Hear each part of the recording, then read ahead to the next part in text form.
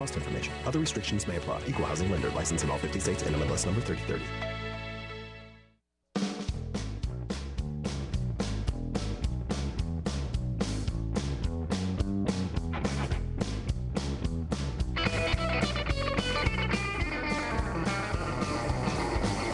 Welcome back to the show. I am Fred Dreyer along with Michael Horn.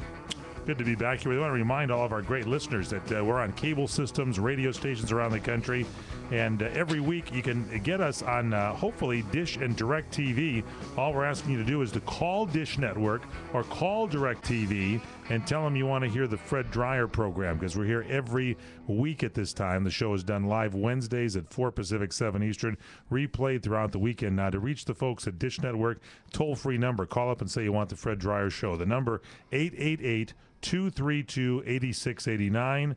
That's 888-232-8689. If you have DirecTV and you want to hear the Fred Dreyer show, please, by all means, call 888-795-9488. 888-795-9488.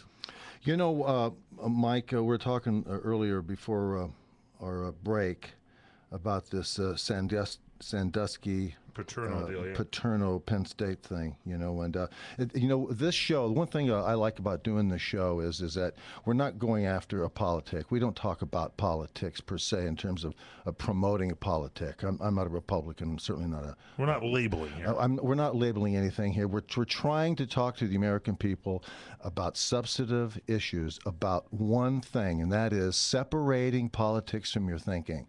Do not become a Republican. Do not become a conservative from the standpoint of how it is married to Republican politics. And certainly I don't need to tell you that my view is that you can do anything you want in this country, and God bless you.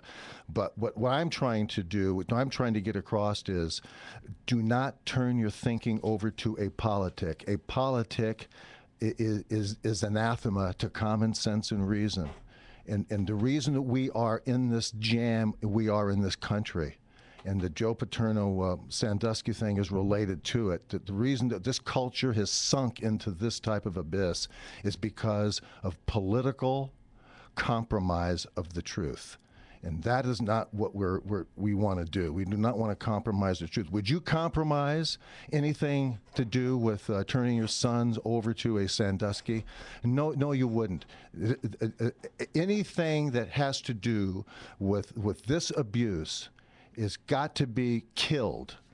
And I mean it literally. You've got to kill this type of a thing. So it's not a shame, as a lot of people are saying, that these guys aren't still coaching the football team to victory? That's a very good point. That's a very good point. That is part of the conversation. That really bother people more than the actual pedophilia, child molestation. Well, the emotional expurgation of this group of students that were lighting candles outside Joe Pa's house. I looked at it and I was thinking, what are they doing? They're not moving around very.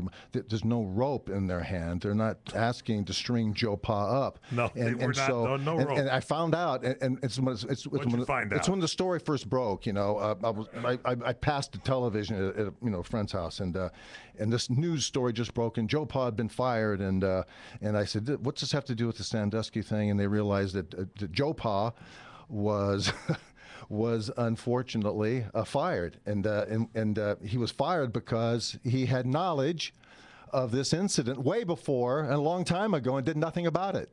And so the whole thing started to unspool and unravel, and all these students were now saying, "You mean he can't coach the big game against Nebraska?" And this whole thing became about a football-driven answer to a terrible criminal act. An immoral criminal act. But can he still coach the football game? That's what people keep asking. Thank you very much. Exactly. Thanks so much, Tom. Thanks for jumping in there with those symbols. That's a new. It's not a rim shot. It's symbols now. That's just it's so loud. It was just symbols. A nice job. But you've got a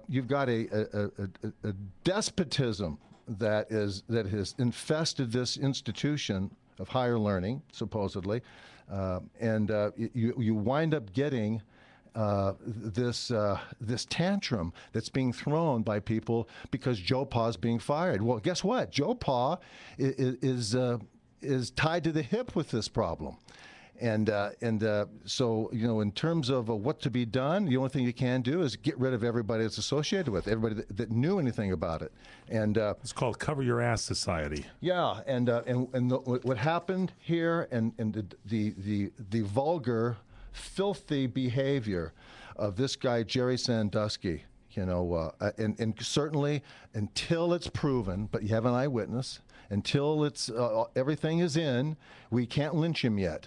But I got the car heated up, and I got the ropes, and I got everything necessary. But he did a locker room interview, I believe, with it was great. He got to talk to Bob Costas and do a locker room interview on. Oh, man, was that something else? He comes on and he starts talking to Bob Costas. What did he think that was going to be like? Well, hey, Coach, what was the plan in the game? Yeah, let me just Tommy, let's hit number 4 here. I have horsed around with kids. I have showered after workouts.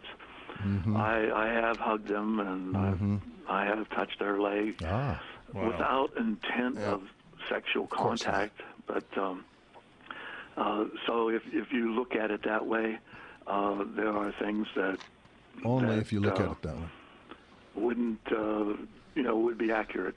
Yeah, I stay so far away. He's saying that. That's part of the interview with Bob Costas. Well, that was the Bob Costas stuff, yeah. Well, he goes on, number 5. We were showering and horsing around, and he actually turned all the showers on and was actually sliding. This is the boy who's claimed to have sodomized the floor, and we were, as I recall, possibly like snapping a towel, horseplay. Yeah. Well, good horseplay. I used to be terrified of the showers in the high school locker room. This boy's 8 or 10. 8 or 10 years old, and it's like, I stay away from kids that are fully clothed around there because I don't want anybody to think that I'm trying to get next to the kids or whatever. This guy's in a shower with them. Yeah, that's kind of weird. Well, that's very weird. Talk show host Bob Durgan. Oh, he was talking to Joe Paterno, wasn't he? Well, he asked a nice little question here. Number 6, please. What would you do if you saw a 58-year-old guy raping a 10-year-old boy in a shower, and you're the only one there, and you're witnessing it? What would you do? Would you run up and intervene, and then call the police, or would you just turn your back, go home, tell your daddy, and then tell your boss the next day? Yeah, there it is. Putting it pretty straight right there. Yeah, and that's the crux of the situation. I think that's one of the reasons that so many people are being fired. But what's going to be the defensive strategy for the game this weekend? That's more what I'm interested in. Yeah, who's going to put in coverages? Yeah. That's what the candlelight vigil is going on. They want to win the game. I mean, are they going to maybe get a bowl berth or something, you hope? I think this situation can be remedied by a big bonfire rally. I think that will help everybody. Yeah.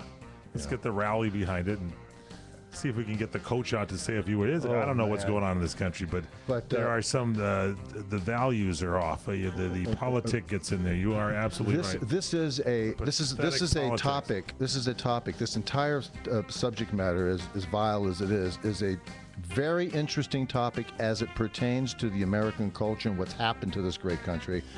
But we'll drop this topic at this point in time and come back with some other stuff about Kane and Newt and Obama and comic relief. So please, don't go anywhere. Come back with Mike Horn and Fred Dreyer. We will be back very soon. It's the PM Show Weekend Edition with the one and only Fred Dreyer on CRN.